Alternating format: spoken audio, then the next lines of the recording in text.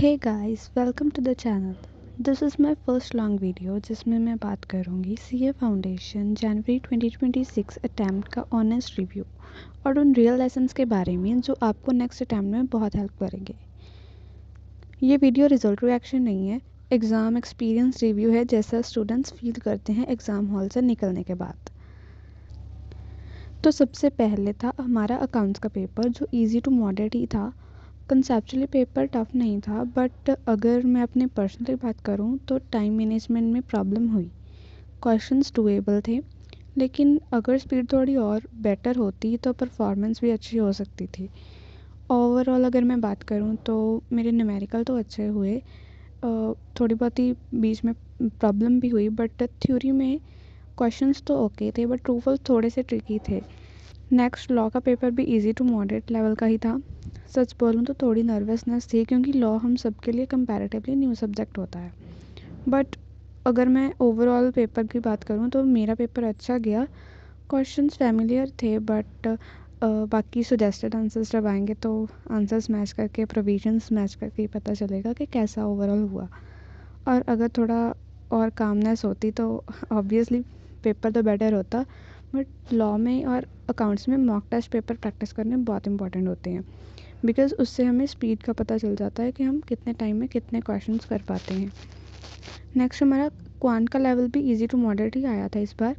मैंने around 65+ questions attempt किए और ऑनेस्टली और भी कर सकती थी, बट अगेन टाइम मैनेजमेंट ही इसमें भी इशू रहा। इकोनॉमिक्स पेपर भी इजी ही था। ये सबसे पेपर ये मैं बात करूँ अगर, मेरा सबसे स्मूथ पेपर रहा। क्वेश्चंस क्लियर थे, कॉन्फिडेंस बना हुआ था। ओवरऑल अच्छा हुआ पेपर इकोनॉमिक्स का, बट ठीक है, ओवरऑल सारे पेपर अच्छे हुए। बट और हाँ, कमेंट्स में आप भी अपना ज़रूर बताना कि आपका पेपर कैसे हुए और कौन सा पेपर आपको इजी लगा और कौन सा थोड़ा ट्रिकी। एक चीज़ और मैं क्लियर बोलना चाहती हूँ, ज़्यादा स्ट्रेस मत लेना, क्योंकि सब्जेक्टिव पेपर्स होते हैं जो, उनमें तो चेकर पर भी डिपेंड करता है कि कैसे मार्क्स रिवॉर्ड करेंगे वो। सो इसलिए खुद को अननेसेसरी प्रेशर में मत डालना। सो एग्ज़ाम रिव्यू के बाद मैं बात करना चाहूँगी ऐसे कुछ लेसन्स की जो मैंने अपने अटैम्प्ट में सीखे, और आने वाले जो भी अटैम्प्ट में उसमें जो भी बच्चे अपीयर होने वाले हैं उनके लिए ये लेसन्स बहुत इंपॉर्टेंट रहने वाले हैं, तो ये पार्ट ध्यान से सुनना। लेसन नंबर 1, जब आप एग्ज़ाम हॉल में जाके पेपर देने वाले हो उससे एक बार ज़रूर ऐसे प्रैक्टिस करनी चाहिए जैसे आप फाइनल एग्ज़ाम हॉल में बैठकर पेपर दे रहे हो। घर पे कैजुअल प्रैक्टिस करना और एग्ज़ाम हॉल का प्रेशर दोनों बहुत अलग अलग होते हैं। सो एग्ज़ाम हॉल का प्रेशर का एक्सपोज़र होना पहले बहुत इंपॉर्टेंट होता है। Lesson number 2, mock test are very crucial. ये मेरी बिगेस्ट मिस्टेक थी। मॉक टेस्ट देने बहुत इंपॉर्टेंट होते हैं। इससे आपको आपकी परफॉर्मेंस भी पता लगती है कि आप कहाँ पर स्टैंड कर रहे हो और कहाँ पर आप इम्प्रूव कर सकते हो।